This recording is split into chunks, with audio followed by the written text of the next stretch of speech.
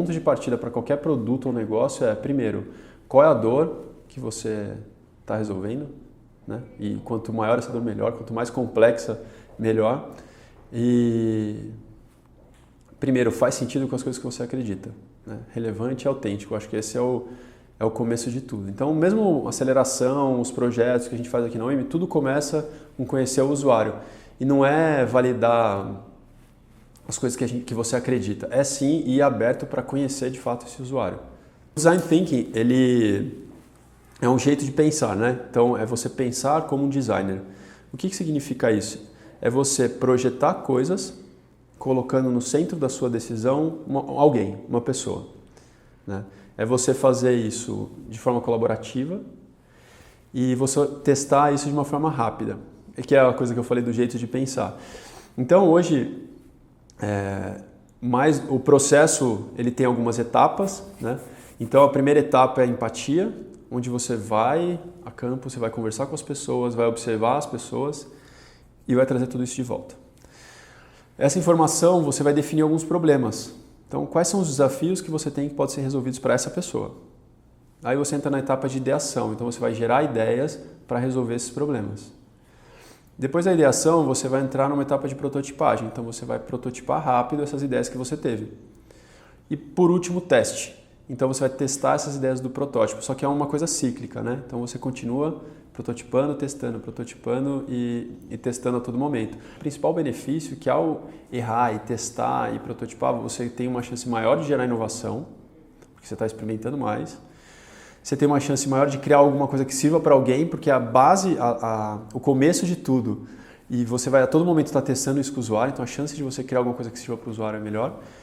E com certeza você vai gastar muito menos tempo e dinheiro antes de acertar alguma coisa, né? E o acertar hoje também é relativo, cara, porque hoje você acerta, amanhã você não acerta, né? Então esse jeito de pensar, o cíclico, ele é contínuo. O ponto de partida do trabalho de empatia é sempre assim, quem que meu projeto ajuda? Primeiro ponto, ajuda o João. Tá bom, é importante você pensar numa pessoa que você conheça. Agora descreve ele sobre aspectos de comportamento, de atitude. Beleza, o João é um cara assim, assim, assado e tal. Agora, como que o seu projeto vai ajudar o João? Aí você levanta algumas hipóteses. Vai ajudar o João a aprender mais, vai ajudar o João a simplificar a vida dele, sei lá. Mas sempre olhando sobre a perspectiva do usuário. E aí quando a gente vai a campo, a gente não vai a campo tentando responder perguntas. Acho que esse é um ponto bem importante. A gente vai para conhecer de fato o usuário. E qual que é a diferença disso para uma ferramenta tradicional de pesquisa? Quando você vai para conhecer o usuário, se ele não te trouxer as respostas que você esperava, não tem problema nenhum. Porque, na verdade, você depois infere essas respostas. Então, você vai conhecer ele. E conhecer ele, você vai conhecer ouvindo as histórias. A gente fala, qual que é a meta de uma boa entrevista de empatia? É você ter aquela história que é tão legal que você gostaria de passar para frente. Em cima daquilo, você pensa, o que será que ele gosta, então? Quais são as dores que eles têm? É diferente de você perguntar, você gosta disso? Você gosta daquilo?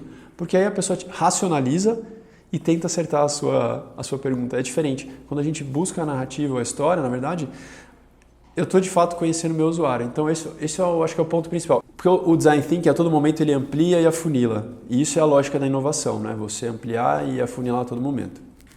Então você chega cheio, um volume muito grande de informações de entrevista, aí você precisa afunilar. Então você define um desafio para você trabalhar. E esse desafio, ele precisa resolver o problema do usuário. Né? Então, como é que a gente pode trabalhar sobre esse desafio? Então você afunila. Aí a gente traz para o processo de ideação. O processo de ideação, cara, é um processo que é muito melhor ser feito em grupo. E eu acho que o grande ponto, a melhor coisa que tem que ser feita é não julgar as ideias nesse momento. É o momento de você gerar o maior volume possível de ideias. Aí essas ideias escolhidas pelo grupo, elas vão para o momento do protótipo. E o protótipo não é o protótipo, é a prototipagem. É você continuar aprendendo com as mãos.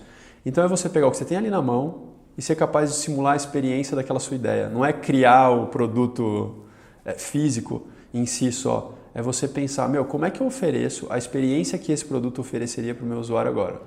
Os testes, a gente faz teste e a gente chama um processo de iteração. Então a gente faz o teste, melhora o protótipo, faz o teste, melhora o protótipo, isso é contínuo.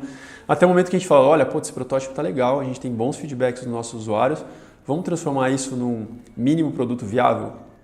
Então é que você pegar aquilo e transformar em um produto que tem um potencial de venda. Pode não ser o seu produto final ainda completo, mas ele entrega a sua proposta de valor, né, com o mínimo.